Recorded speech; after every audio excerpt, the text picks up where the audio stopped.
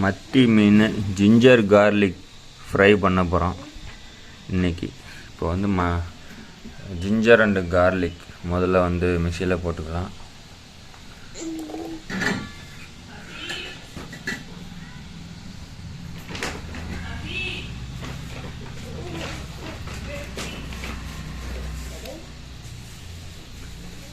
கூட வந்து கொஞ்சமாக கருவேப்பிலை போட்டுக்கிறோம்.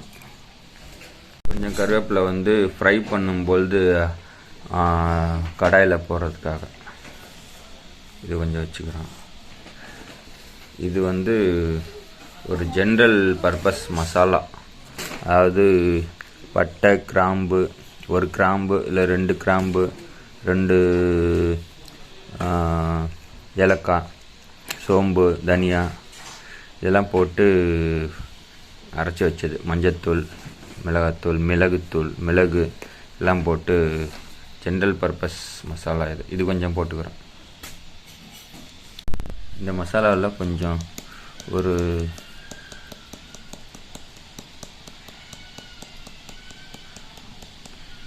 இந்த 10 மீனுக்கு வர மாதிரி கொஞ்சம் ஒரு டேபிள் ஸ்பூன் போட்டுக்கலாம் போதும். கூட கொஞ்சம் மிளகாய்த்தூள், இது வந்து ஹால், இது வந்து திக்கால் ஆள், அந்த இது கொஞ்சம் போட்டாச்சு. கூட கொஞ்சம் சால்ட் கொஞ்சம் போட்டுக்கிறோம். சால்ட்டு அவ்வளோதான். இதை கிரைண்ட் பண்ணிட்டு தடவ வேண்டியதான். இப்போ மீன் வந்து மசாலா ரெடி ஆயிடுச்சு. கொஞ்சம் சால்ட்டு பத்தலை, கொஞ்சம் சால்ட்டு போட்டிருக்கேன். இப்போ பார்த்திங்கன்னா வந்து இந்த மீனை வந்து இப்படி கோடு போட்டாச்சு. இப்போ பார்த்திங்கன்னா வந்து இப்போ க்ளீன் பண்ணும்போது பார்த்தா இந்த இடத்துல வந்து அழுக்கு இருந்துச்சு. ஸோ இது எக்ஸ்பிரஸ் டெலிவரியில் வாங்கினது, அதாவது ஃப்ரெஷ் டு ஹோம் எக்ஸ்பிரஸ் டெலிவரியில் இந்த இடத்துல எல்லாம் கொஞ்சம் அழுக்கு இருந்துச்சு. ஸோ அதெல்லாம் வந்து க்ளீன் பண்ணி கழுவியாச்சு. ஏன்னா கசக்கும் அது இருந்துச்சுன்னா. ஸோ இப்போ வந்து மசாலா போட்டு தடவ வேண்டியதுதான். வந்து மசாலாவை தடவி ஒரு 1/2 மணி நேரம் ஊற வச்சுட்டு ஃப்ரை பண்ண வேண்டியதுதான்.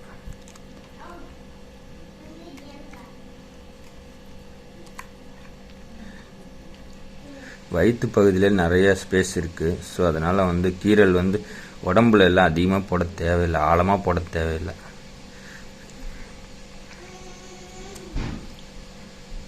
வால் பகுதியில் மட்டும் கொஞ்சம் ஆழமாக இது பண்ண.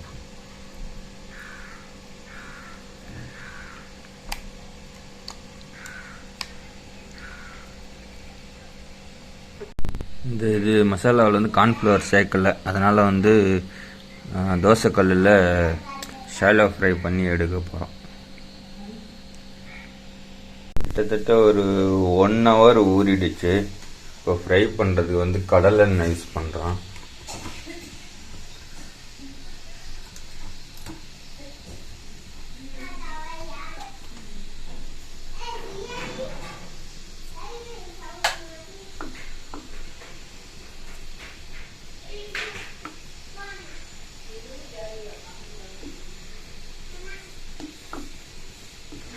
இது வந்து செக்கில் ஆட்டின கடலை எண்ணெய், மட்டி கூட இருக்கும், அடியில் கூட மட்டி தெரியும்.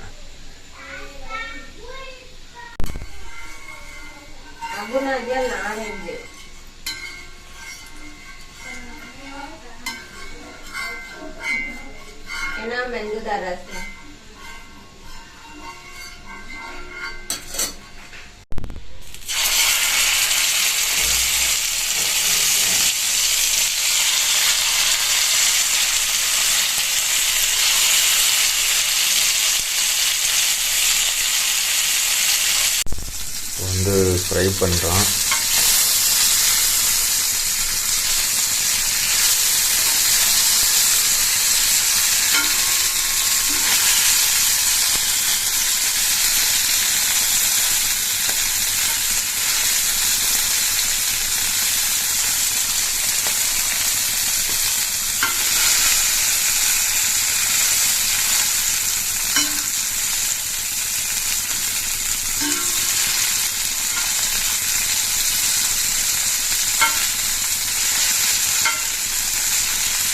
வயிற்று பகுதி வந்து கீழே படுற மாதிரி திருப்பி வச்சுக்கலாம். அப்போ தான் வந்து மசாலா உள்ளே இருக்கிற மசாலாலாம் வந்து வேகும்.